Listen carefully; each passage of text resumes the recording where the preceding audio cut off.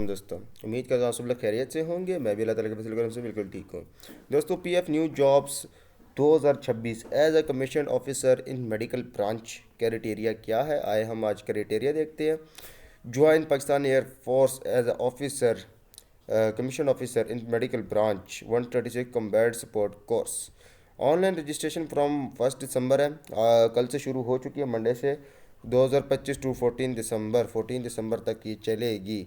यानी अगला जो संडे आएगा, इस संडे से जो अगला संडे आएगा वो तब तक ये रजिस्ट्रेशन है।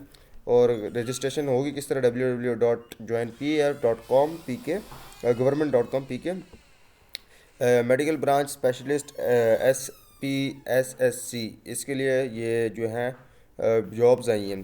तो सबसे पहले तो हम इसका वो देख लेते हैं कि भाई किस किस के लिए जॉब्स एप्लीकेबल हैं। सबसे पहले कैंडिडेट के पास जो है वो नादरा स्मार्ट कार्ड होना चाहिए, या आइडेंटिटी कार्ड, आईडी कार्ड जो जिसको कहते हैं, या स्मार्ट कार्ड होना चाहिए।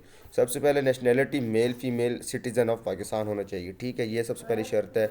और दूसरा ये है एज ऑन 15 अप्रैल 2026, यानी कि 15 अप्रैल 2026 को जो ये एंट्री जो जाएगी ना, तो इस वक्त आपकी उम्र जो है 25 से 35 साल होनी चाहिए।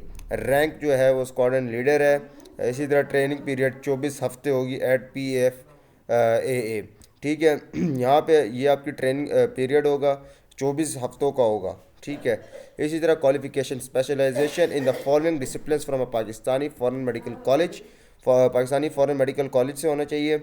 University recognised by the Pakistan medical and dental council, यहाँ से आपकी होनी चाहिए तालीम, क्वालिफिकेशन जो मांगी है। इससे आगे इन्होंने कहा है कि मेडिकल स्पेशलिस्ट के लिए क्या, मेडिकल स्पेशलिस्ट के लिए जॉब्स हैं। आगे ये डिप्लोमेट ऑफ अमेरिकन बोर्ड, इस तरह के सारे आपके सामने जो है वो गिवन है। ये आप पीएफ की ऑफिशियल वेबसाइट पे भी जाके दे सकते हैं। इसी तरह न्यूरो सर्जन के लिए, रेडियोलॉजिस्ट के लिए, ये सारे जॉब्स आई हैं। अच्छा, इसका जो है सिलेक्शन प्रोसीजर क्या है। सबसे पहले तो आपने ऑनलाइन रजिस्ट्रेशन करनी है। ये वेबसाइट का इन्होंने आपको जो है आपके सामने एक लिंक दी, जो लिंक है www.joinpaf.government.pk, इसके ऊपर आप जाएंगे और यहाँ से आप जो है एज ए कमीशन ऑफिसर के ऊपर जब क्लिक करेंगे तो आगे आपने डिटेल्स डालनी है। और उस डिटेल को जब आप पुर करेंगे तो उसके बाद आपका आगे आपने टेस्ट, उसके लिए जो अप्लाई करने की फ़ीस होगी, मेरे ख्याल से 120 है, जितनी भी है वो आपने पे करनी होगी। इसी तरह IT test, intelligence test followed by academic test. Intelligence test होता है, उसमें क्या क्या आता है। एक तो सबसे पहले वर्बल नॉन वर्बल सवाल आते हैं, तस्वीरें और जो लाइंस वगैरह दी होती हैं उनको पूरा करना होता है। इसी तरह initial medical examination, physical test and interview at PFI&C and SC, जहाँ पे सिलेक्शन सेंटर होगा वहाँ पे आपने जो है इंटरव्यू उसका दे देना है, ठीक है। इसके बाद ये होगा यहाँ पे जो है intelligence test followed by academic test in relevant subjects at respective I&C या SC, सिलेक्शन सेंटर के ऊपर ही आपका होगा, ठीक है। लेकिन उसके लिए सबसे ज़्यादा ज़रूरी जो है वो जो चीज़ है वो आपने देखनी कि क्या चीज़ है। वहाँ पे सबसे ज़रूरी चीज़, वहाँ पे आपको सब्जेक्ट्स भी नीचे दिए जाएंगे। जो आपकी रजिस्ट्रेशन स्लिप होगी, इसके नीचे चार चार सब्जेक्ट्स मेरे ख्याल से दिए जाते हैं ज़्यादातर। तो वो आपकी जिसमें वो होगी, जो आपकी यानी इन जो आपकी स्पेशलिस्ट हैं, जिसका भी स्पेशलिस्ट है उसके लिए जो है वो तो उस हिसाब से टेस्ट आएगा। इसी तरह psychology test of short listed candidates, psychology test होगा शॉर्ट लिस्टेड कैंडिडेट्स का। ये नहीं है कि जो लड़के इंटरव्यू के अंदर जो है वो इनिशियल मेडिकल एग्जामिनेशन जिन्होंने पास कर लिया, इंटरव्यू और दे दिया है, जिसका इंटरव्यू हो गया उसके लिए ज़रूरी नहीं है कि उसी को कॉल है। बाकी लड़कों का यानी कि जो मेरिट की बुनियाद पर आएंगे उनका इंटरव्यू, उनका साइकोलॉजिकल टेस्ट होगा। फिर इंटरव्यू बाय और air head quarter selection board होगा, रावलपिंडी, लाहौर, कराची, ये 3 दिए हुए हैं। Final medical examination eight CMB Lahore होगा। इसी तरह interview by final air head quarter selection board, यानी कि तीसरी बार इंटरव्यू का इन्होंने डाला है, Islamabad. Final selection bye AHQ in order of merit, air head quarter हैं वही जो है आपके फाइनल सिलेक्शन मेरिट की बुनियाद पर करेंगे। इसी तरह मेडिकल ब्रांच के अंदर जो है उन्होंने दिया हुआ है फ्लाइट लेफ्टिनेंट का दिया हुआ है। Flight lieutenant male citizen of Pakistan होना चाहिए। इसके लिए GDMOS जो है वो या SPSSC जो है वो male citizen of Pakistan flight lieutenant के लिए दिया हुआ है। एज उन 15 अप्रैल 25 से 35 साल वही है। ट्रेनिंग पीरियड जो है वो आपका 24 हफ्ते ही होगा PFA में। इसी तरह qualification MBBS with minimum first division, minimum आपको जो है ना फर्स्ट डिवीज़न होना चाहिए, ठीक है, इतना यानी कि स्कोप आपका होना चाहिए कि आपने इतना फर्स्ट डिवीज़न आपका बने। इसी तरह note candidates having cleared FCPS after December 24 are eligible to apply. जिसने यानी कि FCPS जो है वो अपना पास कर लिया है, तो वो 24 दिसंबर को आफ्टर 24 दिसंबर को आर एलिजिबल टू अप्लाई, वो अप्लाई इसमें कर सकते हैं, ठीक है। हाईली कम्पिटेटिव, इसी तरह फ्यूचर प्रोस्पेक्टिव जो है वो क्या है, सैलरी पैकेज अच्छा है इसके अंदर, फ्री मेडिकल ट्रीटमेंट होगी ऑफ सेल्फ एंड फैमिली, आपकी अपनी भी और आपकी फैमिली की भी होगी।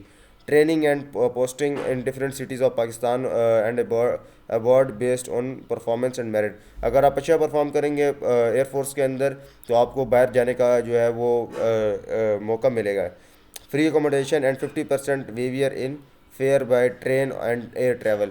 ट्रेन से जाते हैं या एयर ट्रैवल करते हैं तो आपके लिए 50% जो है, फ़र्ज़ करें कोई बंदा 1000 रुपये दे रहा है तो आप 500 रुपये वो उस ट्रेन में देंगे, कोई 50,000 दे रहा है तो आपके लिए 25,000 होगी। इस तरह internationally recognised courses based on performance and merit.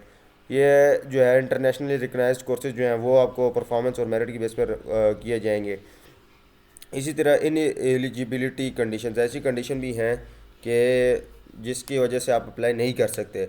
अगर आप rejected by ISB, GHQ, NHQ, AHQ या air headquarter selection boards, twice rejected by ISB for post graduate entry, यानी अगर 2 मरतबा आपने ISB अपनी फेल कर दी है या नॉट रिकमेंड हो गए हैं, तो आप तब अप्लाई नहीं कर सकते। Twice rejected by ISB for intermediate, graduate, PMA, graduate equivalent and once rejected by ISB और GHQ बेस्ड सिलेक्शन बोर्ड, या सारी चीज़ आपको पता होंगी। इसी तरह once rejected by ISB for intermediate, graduate, PMA, graduate equivalent and twice rejected by ISB और GHQ, NHQ या air headquarter based selection boards, ठीक है। ये सारे कह रहे हैं कि भाई ये जो सिलेक्शन बोर्ड हैं, अगर आप इनसे 2 मरतबा रिजेक्ट हो चुके हैं तो आप इसके अंदर अप्लाई नहीं कर सकते। Twice screen out by ISB, यानी कि आपको 2 मरतबा जो है वो स्क्रीन आउट कर दिया हो गया हो ISB से।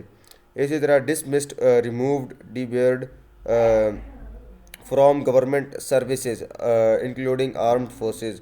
कहता है कि अगर आपको रिमूव कर दिया गया है या डिबर्ड कर दिया गया है या डिसमिस कर दिया गया है, तो तब भी आप इस आर्म फोर्सेस, चाहे गवर्नमेंट की आर्म फोर्सेस हैं, उनके अंदर भी आप अप्लाई नहीं कर सकते। गवर्नमेंट के आर्म फोर्सेस से अगर आपको निकाला गया तो आप फिर अप्लाई नहीं कर सकते। टेस्टेड विद इन 4 मंथ्स, 4 महीनों के अंदर, tested within 4 months gap of previous appearance in ISB except waiver granted the competent authority. मैं इसके थोड़ा 1 मिनट जूम आउट कर लेता हूँ, थोड़ा मुश्किल हो रहा है। हाँ, यहाँ पे अब देखें, authority however bar of 120 days will not be applicable to candidates appearing in GHQ, NHQ and selection boards। Simple simple सी उन्होंने बताया कि भाई इनएलिजिबिलिटी क्या कंडीशंस है, सारों को पता है।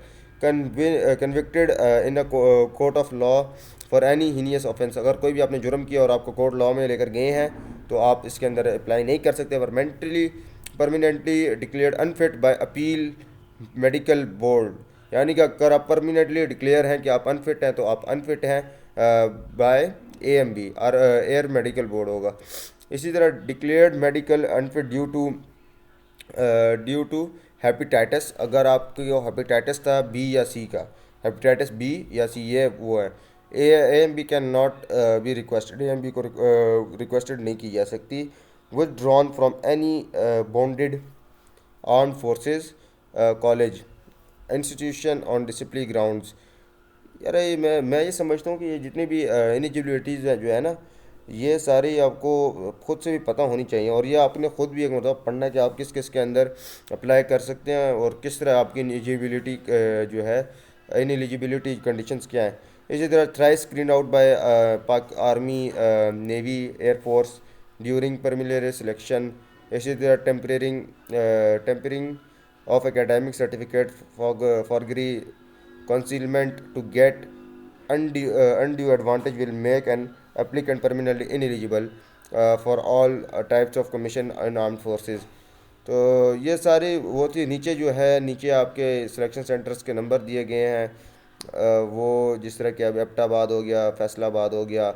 ये कहते हैं कि किसी भी आप उसमें वो करें। किसी ने अगर पेशावर में करना है तो यहाँ पे 9 ये लोकेशन भी दी हुई है साथ में। तो ये आपका जो सिलेक्शन सेंटर है वहाँ पे आप जाके ये देंगे।